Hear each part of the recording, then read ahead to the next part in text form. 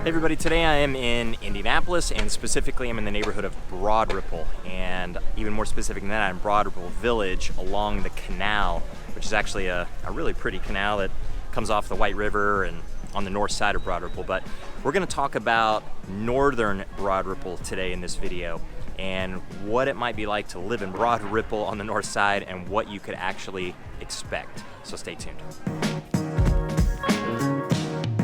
Hey everybody, I'm Jason Compton with the Compton Home Group. Welcome back to the channel. If this is your first time to the channel and you want to know everything there is to know about living in Broad Ripple or living in Indianapolis or any of the surrounding cities, then make sure you hit that subscribe button and tap the little bell so you're notified every time we do a new video. And we have people reaching out to us from all over the country with questions about places like this, some of the cultural districts of Indianapolis. What would it be like to live there, like Broad Ripple or Indianapolis or any of the surrounding cities?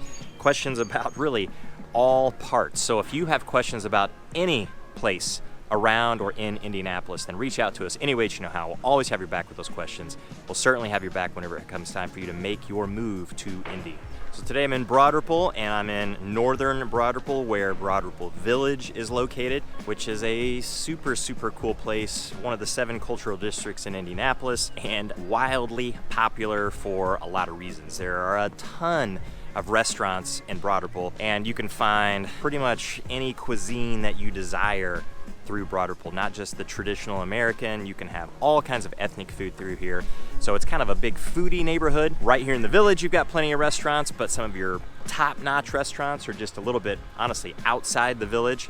Once you get a little bit further south, and technically maybe on the edge of Broad Ripple, but could be considered part of a slightly different neighborhood called Meridian Kessler, but very near this particular area. Certainly from where I'm standing, some very walkable, very bikeable too, and a super short drive right here from the Broad Ripple Village, crossing a street. But the question, of course, when people are moving to Indianapolis, or even people that live in Indianapolis or around, and they want to live in an area that is, let's say, super hip, popular, has a lot going on as far as restaurants are concerned, or just kind of one of those culturally significant places, or even a place that has a lot of charm and character, and a place that's very established and been around a long time. So you don't get into kind of a cookie cutter home situation, cookie cutter neighborhood situation. You're not going to find that in Broad Ripple, really, for the most part, at all. The only place you could really find something kind of like that is when you get into some townhomes and condos, and you've got maybe a little bit of that feel.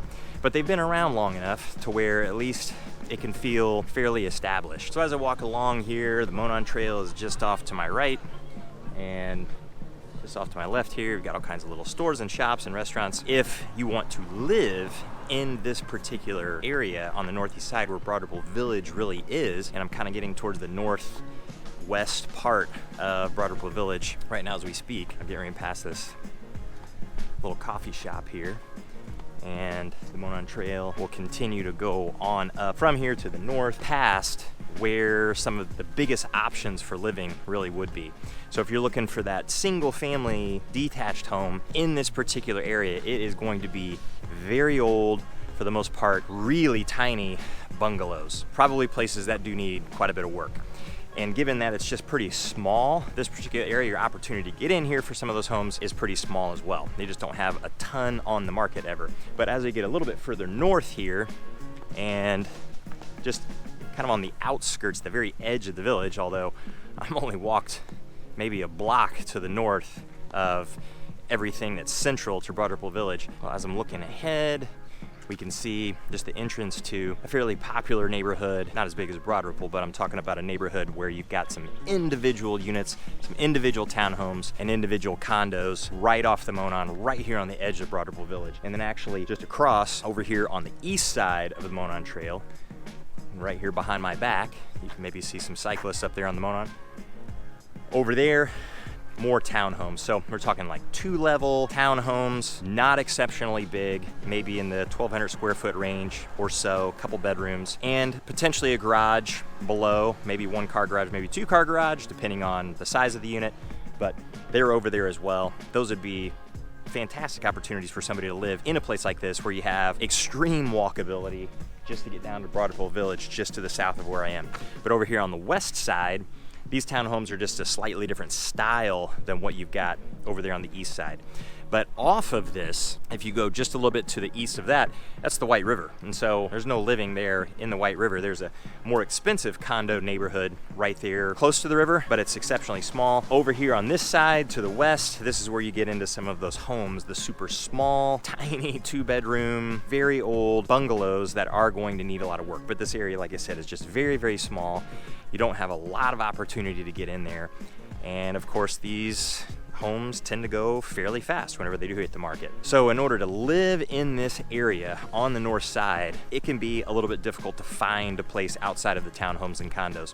Now, if you're looking for a single family home, you don't want to live right in the village or right next to the village, then you can go south of here, down towards Kessler Boulevard. And that's pretty much all there is down there. There's single family homes, and that is a very popular area with the single family homes because it does have so much character. You can get so much variety with the types of homes that you'll find there, the look of the homes, the size of the homes. You can get everything from little 2-bedroom, 1-bath bungalows all the way up to homes that have been added on, and they might have 4 or 5 bedrooms, basement, things like that, and you have quite a bit more size. Now, of course, they're not going to have super open floor plans for the most part, like maybe a really modern home, but they're going to have a lot of charm, without a doubt there. Now, of course, in this area, if you want to live here, and you get into, say, across the street, some of those townhomes and condos, it's actually fairly reasonable, the price. You're not gonna get a ton for your money like you might in some other areas of the city, or maybe even in one of the cities that surround Indianapolis. But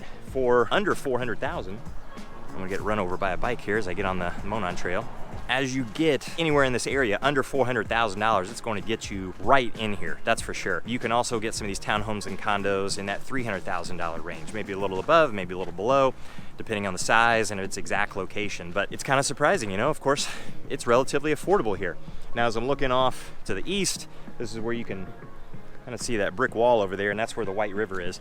If you want on the north end of Broad Ripple and you want that single family home outside of the village, you have to go on the other side of the river, and the homes over there, they can be a little bit rough and certainly are going to be a lot less expensive than what you have over here right near the village, because over there on that side, it of course is a little difficult to get over here to the village without having to walk around the bend in the river on the north side of Broad Ripple. So it's one of those things that it's going to kind of hold up the value of the homes over there. Plus, they're not exactly gigantic homes either.